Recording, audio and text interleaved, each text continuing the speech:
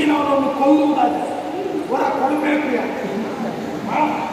ಅವನನ್ನು ಪ್ರೀತಿ ಗೆಡಿಸಬೇಕು ಯಾಕೆ? ನೀನು ವಂಚಕ. ಅಷ್ಟೇ ಅಲ್ಲ, ನನ್ನ ತಂದೆ ತಾರಕಾಸುರನನ್ನು ಕೊಲ್ಲಿಸಿದ ಪಾಪಿ ಮಗ ನೀನು. ನಿನ್ನ ಮೇಲೆ ಕಿಂಚಿತ್ತು ಭಕ್ತಿ ಇತ್ತು ನನಗೆ. ನೀನು ಮಾಡುವ ಈ ಕೆಟ್ಟ ಕೆಲಸವನ್ನು ನೋಡುವಾಗ ನಿನ್ನ ಭಕ್ತಿಯು ಹಾಳಾಗಿ ಹೋಯಿತು. ಪಾಪಿ, ನಾವು ಮಾಡಿದ ಸಾಧನೆಯನ್ನು ಕಂಡು ಹೊಟ್ಟೆಗಿಚ್ಚು ಬಡವರನ್ನು ಸಂತೋಷ ಪಡಬೇಕು.